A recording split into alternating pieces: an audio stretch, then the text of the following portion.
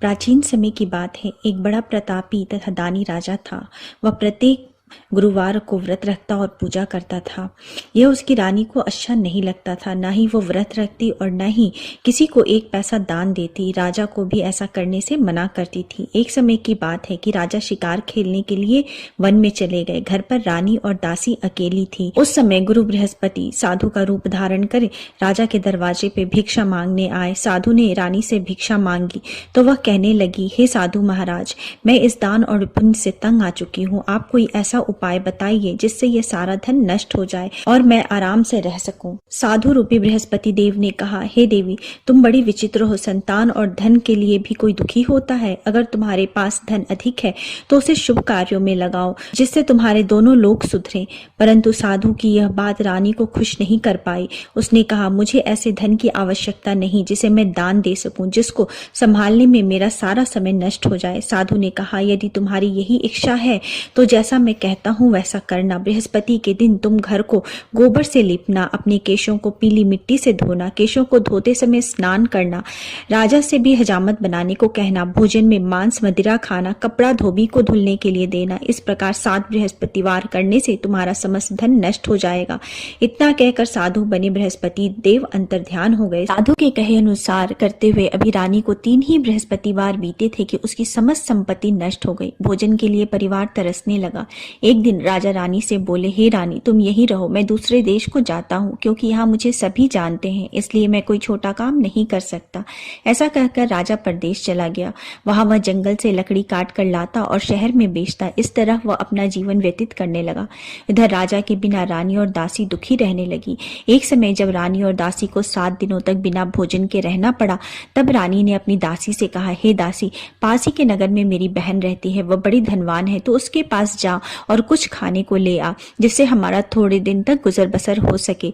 दासी रानी के बहन के पास गई। उस दिन बृहस्पतिवार था। रानी की बहन उस समय बृहस्पतिवार की कथा सुन रही थी।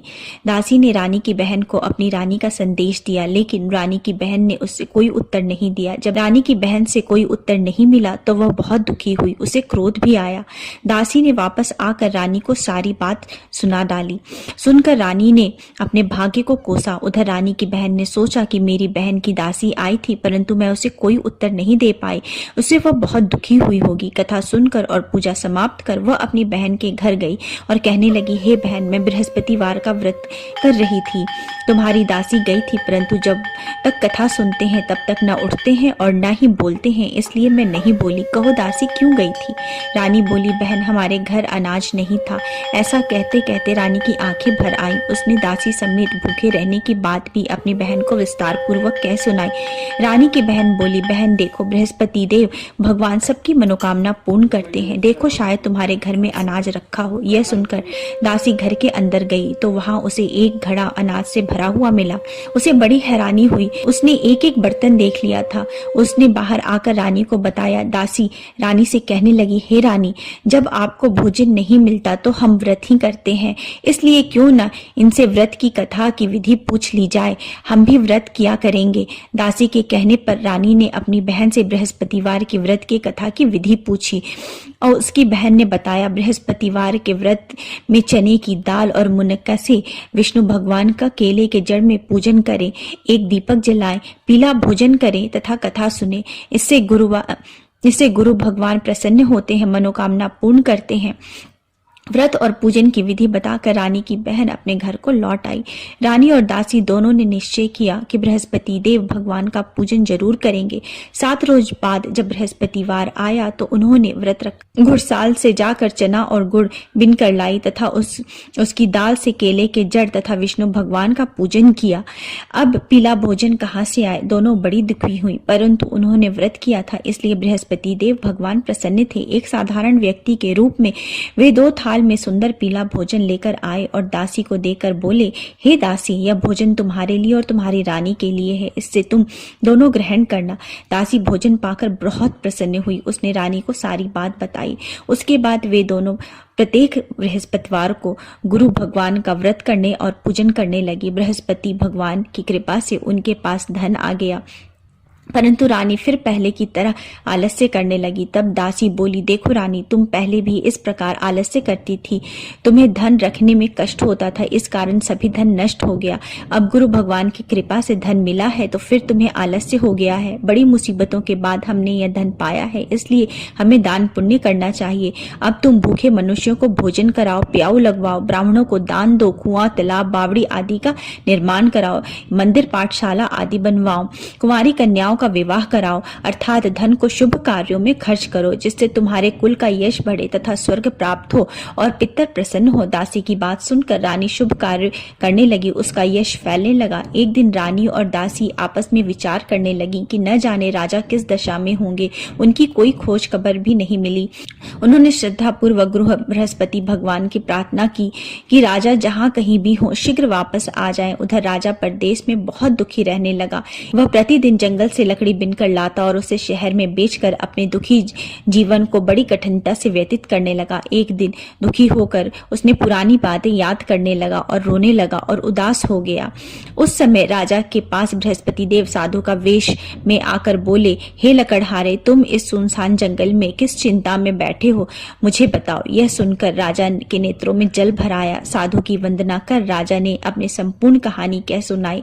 महात्मा दयालु होते हैं। वे राजा से बोले, हे राजन, तुम्हारी पत्नी ने बृहस्पति देव के प्रति अपराध किया था, इसी कारण तुम्हारी यह दशा हुई है। अब तुम चिंता मत करो, भगवान तुम्हें पहले से अधिक धन देंगे। देखो, तुम्हारी पत्नी ने बृहस्पतिवार का व्रत प्रारंभ कर दिया है। अब तुम भी बृहस्पतिवार का व्रत करके चने के दाल व गुड़ जल के लोटे में डालकर केले के पेड़ की पूजन करो, फिर कथा सुनो और या कहो, भगवान तुम्हारी सब मनोकामनाओं को पूर्ण कर देंगे। साधु की बात सुनकर राजा बोले, हे प्रभु, लकड़ी बेचकर तो इतना पैसा नहीं बचता जिससे भोजन के उपरांत कुछ बचा सकूं। मैंने रात्रि में अपनी रानी को व्याकुल देखा है, मेरे पास कोई साधन नहीं है जिससे उसका समाचार पा सकूं। फिर मैं कौन सी कहानी कहूं, यह भी मुझको मालूम नहीं। साधु ने कहा, हे राजन, मन में बृहस्पति भगवान के पूजन व्रत का निश्चय करो, वे स्वयं तुम्हारे लिए कोई राह बना देंगे। बृहस्पतिवार के दिन तुम रोजाना की तरह लकड़ियां लेकर शहर जाना, तुम्हें रोज से दुगुना धन मिलेगा, जिससे तुम भली भांति भोजन कर लोगे तथा बृहस्पतिवार की पूजा का सामान भी ला सकोगे। जो तुमने बृहस्पतिवार की कहानी के बारे में पूछा है वह इस प्रकार है। बृहस्पति देव की व्रत कथा। प्राचीन काल में एक बहुत ही निर्धन ब्राह्मण था। उसकी कोई संतान नहीं थी। वह नित्य पूजा पाठ करता था। उसकी स्त्री न स्नान करती थी और न ही किसी देवता का पूजन करती थी। इस कारण ब्राह्मण देवता बहुत दुखी रहते थे। भगवान की कृपा से ब्राह्मण के यहाँ एक कन्या उत्पन्न हुई। कन्या बड़ी होने लगी। प्रातः स्नान करके वह भगवान विष्णु का जप करती थी। बृहस्पतिवार का व्रत भी करने लगी। पूजा पाठ समाप्त कर पाठशाला जाती और अपनी मुट्ठी में जौ भर के ले जाती थी और पाठशाला के मार्ग में डालती जाती। लौटते समय वही जौ स्वर्ण के हो जाते थे और उनको बीनकर वो घर ले आती। एक दिन वह बालिका सूप में सोने के जौ को फटक कर साफ कर रही थी। तभी उसकी माँ ने देख लिया और कहा कि हे बेटी, सोने के जौ को फटकने के लिए सोने का सूप होना चाहिए। दूसरे दिन गुरुवार था। कन्या ने व्रत रखा और बृहस्पति देव से सोने के सूप देने की प्रार्थना की।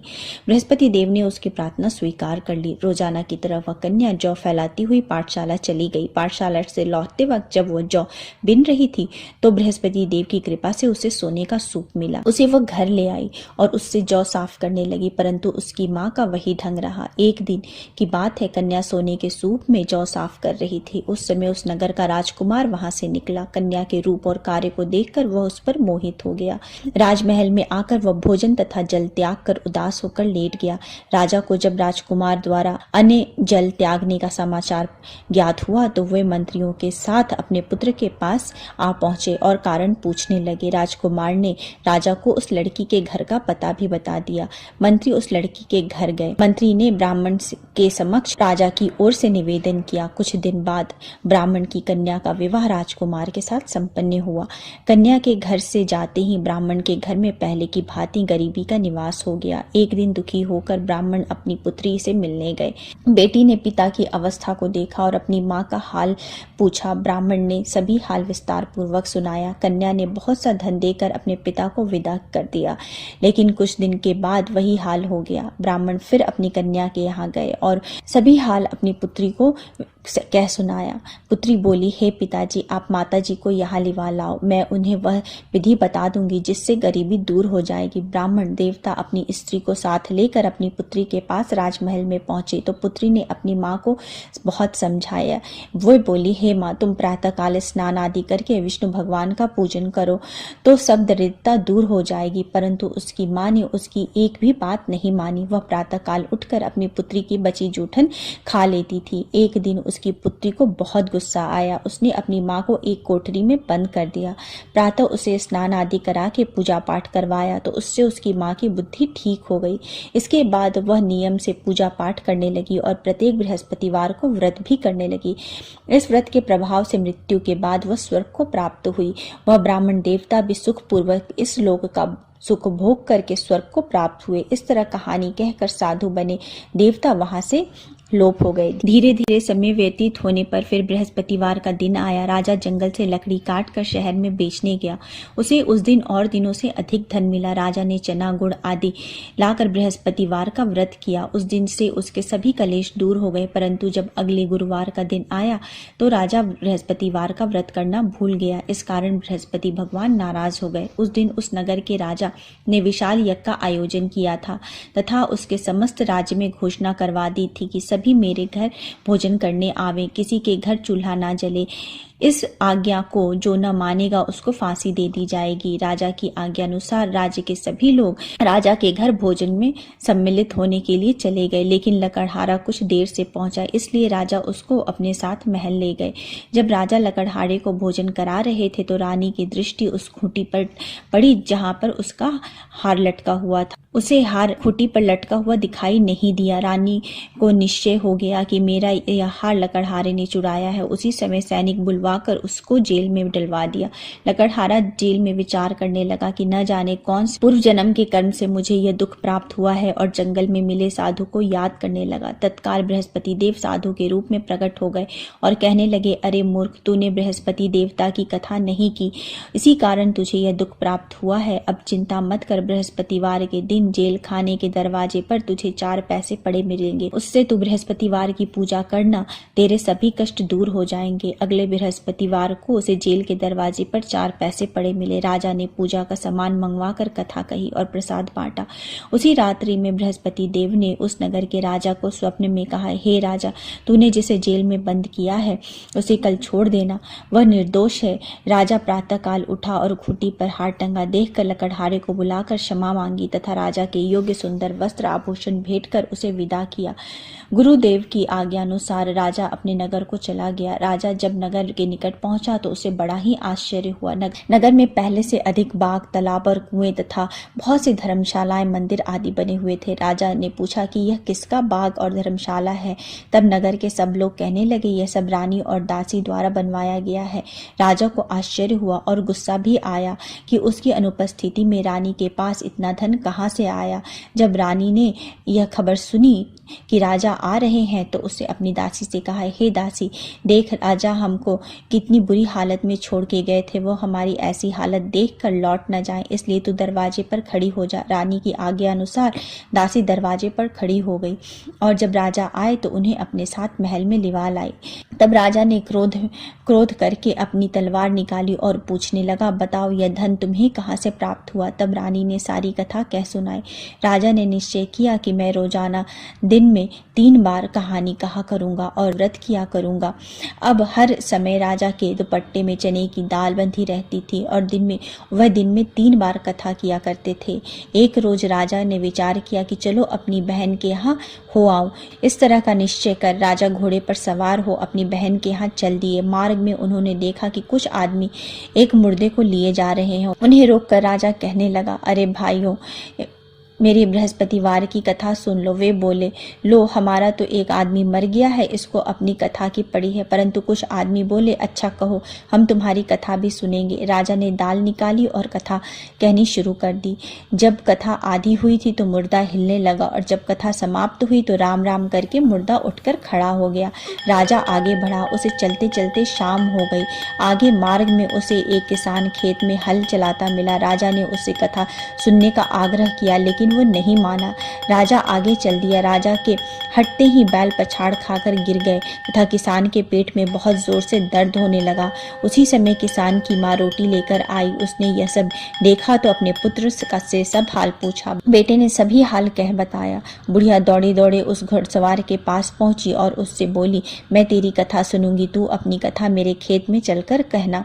राजा ने लौटकर बुढ़िया के खेत में जाकर कथा कही, जिससे सुनते ही बैल खड़े हो गए तथा किसान के पेट का दर्द भी बंद हो गया। राजा अपनी बहन के घर पहुंचा। बहन ने भाई की खूब मेहमानदारी की। दूसरे रोज प्रातःकाल राजा जागा तो वह देखने लगा कि सब लोग भोजन कर रहे हैं। राजा ने अपनी बहन से जब पूछा, कोई ऐसा मनुष्य है जिसे भोजन नहीं किया हो तो मेरे बृहस्पति भगवान की कथा सुन ले। बहन बोली, हे भैया, यह देश ऐसा ही है, यहाँ सब लोग पहले भोजन करते हैं, बाद में कोई अन्य काम करते हैं। फिर वह एक कुम्हार के घर गई जिसका लड़का